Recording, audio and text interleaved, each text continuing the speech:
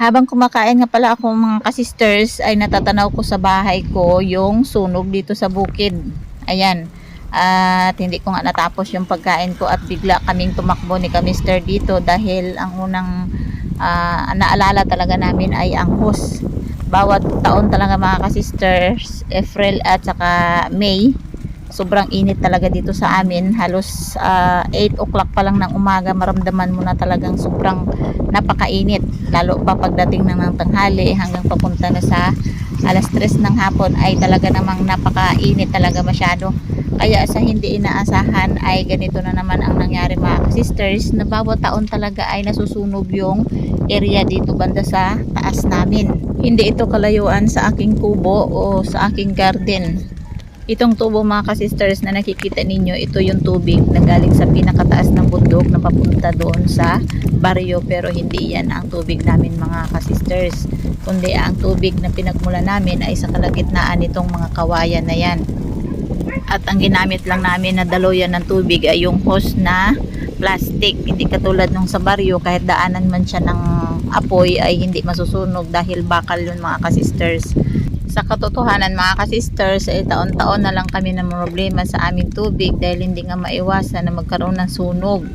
Hindi naman namin pwedeng bilhan ng bakal dahil yung aming pinagkukunan ng tubig ay temporary lang yun mga kasisters at hindi yun sa amin. So nakikihingi lang kami kung sino ang may-ari nun. Pag ganitong nasusunog ang kabundukan, hindi naman natin pwedeng tukuyin ang tao kung sino ang nagsunog, kung talagang sinunog. Sa lakas ng hangin mga kasisters ay napakalapit na talaga yung apoy dito sa hose dahil itong kawayan kapag nasunog na ito ay siguradong pati ang hose namin na dito lang banda sa unahan yan ay masusunog na rin. Sa pinakadulo niyan mga kasisters andoon si kamister para abangan yung apoy at kung kaya pa niya patayin ay papatayin, pero pag hindi na, ang gawa niya ay hihilahin yung mga hose namin para itakbo doon sa area na walang apoy. Nagkataon na nasunog itong kagubatan ay si kamister na lang talaga ang natira dito at si Eric ay andoon pa sa bahay. Siguro kapag lumaki na tong apoy ay susunduin ko si Eric para may katulong kami sa paghila ng hose hanggat kung maaari na kaya naming awatin yung hose sa apoy ay gagawin namin dahil napakahirap talaga mga kasisters na pagdating sa hose ay ang laki ng gastusan. So ito nga pala yung hose mga kasisters dito lang sa gilid. Medyo malinis naman siya at wala masyadong damo, pero kapag ang hangin ay napakalakas at ang apoy ay kumalat ay posible na masusunog yan mga kasisters. Ayan lang, saglit lang napakalapit na lang talaga ang apoy at napakabilis lang yan kumalat dahil sa hangin, napakalakas yung hangin. Baybayin natin yung dinaanan ng hose mga kasisters para makita natin kung saan tayo puputol ng hose para pag dumating yung apoy at masusunog ay may mahihila tayo, may maisalba tayo. Habang binabaybay ko nga pala mga kasisters ang hose ay bigla kong naisip na sunduin si Eric dahil kung magkataon ay makatulong siya sa amin sa paghila ng natira na hose dahil kailangan makuha pa ang hose na hindi nasunog dahil ang alam ko mga kasisters doon sa pinakadulo kung saan andoon si kamister busy ay yung ibang hose namin ay nasunog, pero parang sa tingin ko ay may maisalba pa kami na medyo mahaba.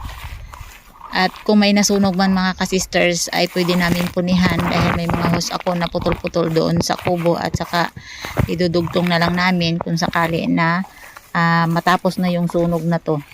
Nagsilong muna ako dito sa ilalim ng puno at talagang parang malagutan tayo ng hininga at hindi tayo makahinga ng maayos dahil sobrang init. So ayun mga kasisters, yung apoy ay talagang malapit na sa hose. At sa tingin ko ay nasunog na. Naabutan na ng apoy yung hose namin dyan. Hanggang doon sa kabila ito. Yan, yung portion na yan. Dyan na yung hose namin. Oh, napakalakas ng apoy doon. Tapos yung isa dito. So talaga namang hindi na maiwasan niya na hindi masunog ang hose natin mga kasisters. Sa sobrang init. Andito sa kabila mga kasisters. Andito sa kabila na parte ay sunog na. So lumipat yung apoy dito rin sa kabila. Kaya napagitna ng hose natin talagang sunog na. Si kamister ay nandoon. Hindi naagapan na patayin yung apoy mga ka-sisters. Hindi tayo makalapit, sobrang init talaga. At yung apoy ay talaga namang nag-ano na. Hindi na mapigilan. Si ka-mister andoon sa kalagitnaan yan. Ewan kong nahila niya yung hose. Sana naman ay may nakuha pa siya, pero sa tingin ko yung iba ay sunog na.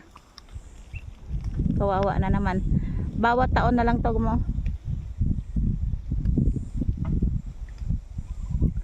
Bawat taon na lang talaga to mga ka-sisters, laging nasusunog yung hose namin kapag dumating yung April at saka May. Yan, sobra talagang init. Ito ay hindi natin alam kung walang makapagsabi mga ka-sisters, dahil lahat kami dito ay walang may alam kung nasunog yung, kung paano nasunog yung kagubatan na to. Pag tumakbo dito mamaya yung apoy mga sisters, tatakbo din tayo dahil nasa gitna tayo.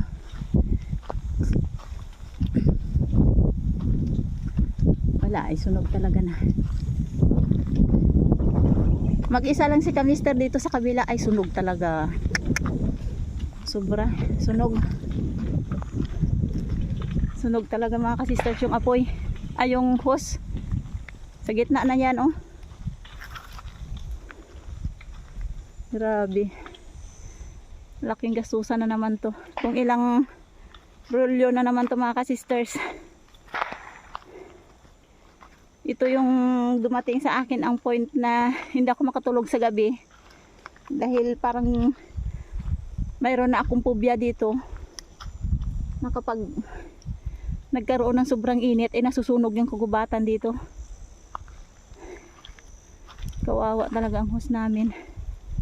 Grabe, sunog, oh. Sa gitna talaga dumaan yung apoy na, oh. Wala na.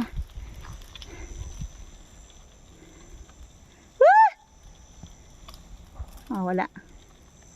Hindi na maintindihan ni ka-mister kung saan na yung tumakbo. Mas naunang tumakbo si ka-mister dito at siya lang talaga yung pumunta dito. Wala nang katulong. Kawawa. Oh my God. Talaga naman. Tuloy-tuloy. O yung mga ka-sisters. Doon sa unahan. Yun. Dyan sa unahan na yan. Puro kawayan yan, oh. Tapos ano pa siya. Yung tuyo na kawayan. Hindi maaari na hindi masusunog yan. Ang mangyayari niyan, kapag nasunog yung kawayan na napakalaki doon, bababa ang apoy. Depende sa hangin yan. Pupunta dito. Hanggang dyan sa malapit na sa amin. Sa kubo ko na yan mga ka-sisters, sa garden. So sana hindi nga bumaba yung apoy. Dahil maraming masusunog.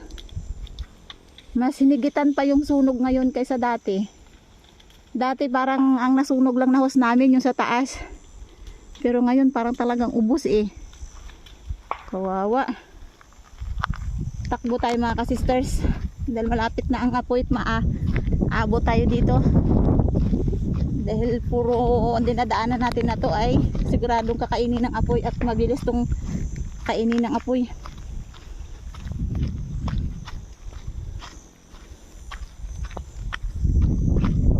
Kalaki. Kalaki. Apoy.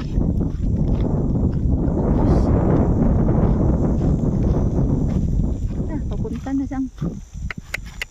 Grabe, hindi tayo makahinga. Subang usok.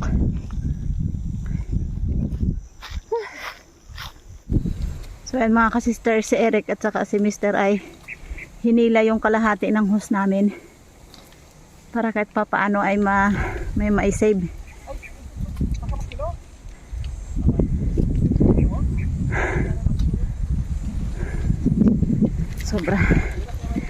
Sobrang hingal dahil sinundo ko pa si Eric.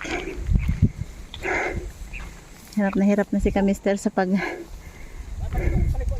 putol-putol ng hose namin.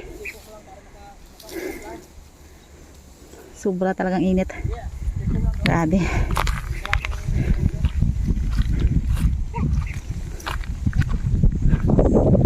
Ay, mag-inom ka ta na tubig o dyan sa may hose. Mag-inom ka tubig dyan sa may hose. Ma-dehydrate ka. Yung sa baryo o to, o, doon ka mag-inom o.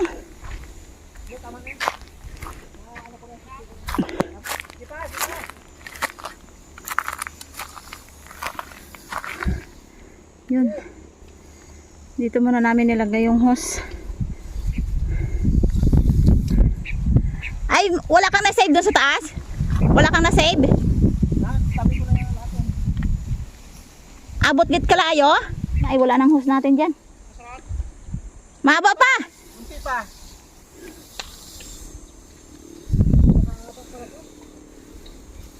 May dalawang rolyo na na-save. Sinundo ko pa si Eric. O dyan ako kayo na sa babaw. Hop, hop. Up, okay na, Rek. Ano na? Okay na. Balikan natin yan. Ha?